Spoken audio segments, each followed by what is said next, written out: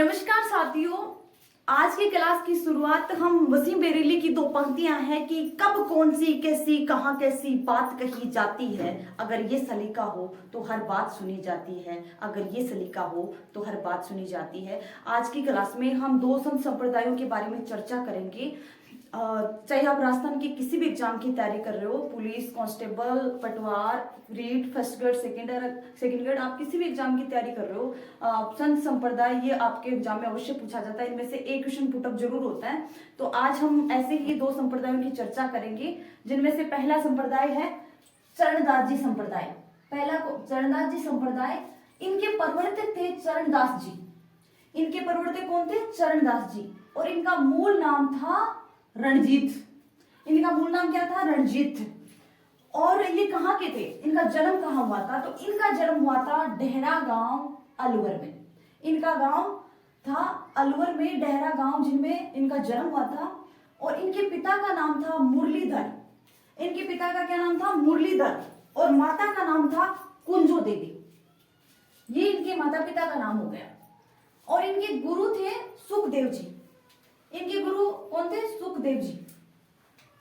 और इनकी जो छतरी है वो इन्हीं के गांव डेहरा गांव में बनी हुई है। डेहरा गांव अलवर में इनकी छतरी कहाँ बनी हुई है? डेहरा गांव अलवर में बनी हुई है। तो इनके जन्म और इनकी छतरी दोनों सेम है, तो आपको याद करने में आसानी रहेगी कि इनकी छतरी भी वही है जहां इनका जन्म हुआ है।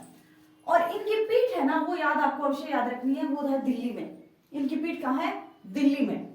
और इनके अनुयायी सदैव पीले वस्त्र पहनते हैं। ये भी एक अंडरलाइन करने वाली बात है और याद रखने वाली बात है। कहीं भी आपको किसी भी एग्जाम में ऐसे सवाल पुटअप हो सकते हैं कि कौन से संप्रदाय के जो अनुयायी है वो पीले वस्त्र धारण करते हैं। तो पीले वस्त्र धारण करने वाले कौन से संप्रदाय के अनुयायी है? वो है चरणदास जी संप्रदाय के, जो हमेशा पीले वस्त्र धारण किए हुए रहते हैं। और इनके शिष्य की संख्या भी पूछ सकते हैं कि चरणदास जी संप्रदाय के शिष्य कितने थे, या चरणदास जी के शिष्य कितने थे? तो कितने शिष्य हैं? 52। और जिनमें से दो महिलाएं हैं, जिनमें से दो महिलाएं जो प्रमुख रूप से बहुत एग्जामों में इनके बारे में क्वेश्चन पूछे जाते हैं, जिनमें पहला नाम आता है दयाबाई। इनका पहला नाम आता है दयाबाई, जिन्होंने दयाबोध नामक एक ग्रंथ था जिसकी रचना की थी। तो ये भी क्वेश्चन उठ सकता है कि दयाबोध की रचना किसने की थी, दयाबोध ग्रंथ किसने लिखा था, और ये किसकी शिष्य थी? तो ये पूछ सकते हैं कि ये चरणदास जी की शिष्य थी और दयाबाई ने दयाबोध नामक ग्रंथ लिखा था। ठीक है। और दूसरा नाम इसमें आता है सहजोबाई। तो सहजोबाई भी किसकी शिष्य थी?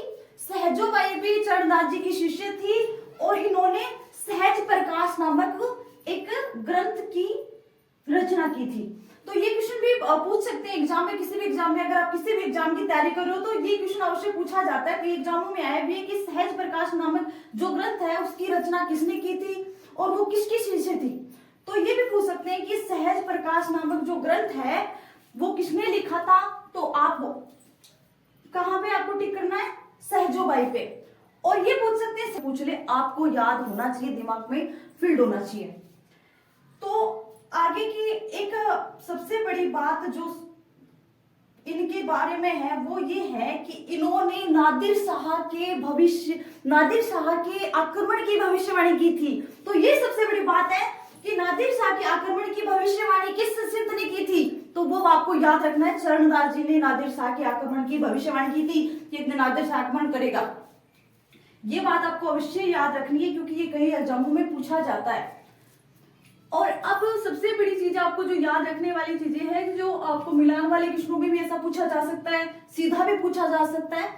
तो ये बात याद रखनी है आपको कि इनका मेला कहाँ लगता है। तो ये तो जानने में इजी रहेगा कि इनका मेला है जहाँ इनका जन्म हुआ, जहाँ इनकी छतरी बनी हुई है, वहीं पे इनका मेला लगता है। तो इनका मेला कहाँ लगता है? इनका मेला लगता है डेहरा गांव अलवर में।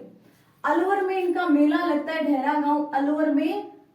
और कब लगता है? ये सबसे बड़ी चीज है। ये सबसे बड़ी चीज है, सब बहुत सारे एग्जामों में पूछा जाता है। मिलान वाले क्वेश्चन आजकल बहुत ज्यादा पूछे जा रहे हैं, तो इनमें मिलान वाले क्वेश्चनों में भी पूछा जा सकता है कब लगता है।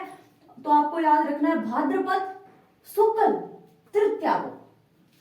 भादवे के महीने में शुक्ल कल पक्ष में लगता है और तृतीया को लगता है। आपको ये अवश्य याद रखनी है क्योंकि ये चीजें बहुत ज्यादा पूछी जाती है आजकल एग्जाम में ट्रेंड बन गया ऐसा। और इनके प्रमुख ग्रंथ थे वो भी आपको याद रखने। प्रमुख ग्रंथ भी पूछ सकते हैं, किसी भी एग्जाम में पूछ सकते हैं, क्योंकि आजकल जन्म और ये छतरी इनका ट्रेंड फिर भी थोड़ा सा कम हो गया है, लेकिन आजकल जो ग्रंथ है उनके बारे में ज्यादा पूछी जाती है। ये ग्रंथ किसने लिखा, किसने रचना की, तो इसके बारे में आपको याद अवश्य रखना है। तो ये है, एक तो है ब्रह्म ज्ञान सागर, ब्रह्म ज्ञान सागर, दो प्रमुख रूप से इनको आपको याद रखना है दिमाग। दूसरा कौन सा है, ब्रह्म चरित्र। पहला हो गया ब्रह्म ज्ञान सागर हो गया पहला, तो दूसरा हो गया ब्रह्म चरित्र, और तीसरा कौन सा हो गया, भक्ति सागर। चरित्र और सागर दोनों में ब्रह्म चरित्र और भक्ति सागर और ब्रह्म ज्ञान सागर, ये आपको अवश्य याद रखना है क्योंकि ये धर्मदास जी के बारे में पूछ सकते हैं, कहीं भी पुटअप हो सकता है क्वेश्चन, अच्छा क्वेश्चन है। अब हम दूसरा संप्रदाय पढ़ेंगे, अलख्या संप्रदाय। अलख्या संप्रदाय के प्रवर्तक कौन थे, ये है संत लालगिरी। अलख्या संप्रदाय के प्रवर्तक कौन थे, संत लालगिरी, और इनका जन्म हुआ था सुलखिया गांव चूरू में, ये हमारे चूरू के थे, और इनका अधिकांश समय बीकानेर दुर्ग में बीता। इनका अधिकांश समय कहां बीता, बीकानेर दुर्ग में। यहां इनकी स्मृति में एक लाल पत्थर लगा हुआ है।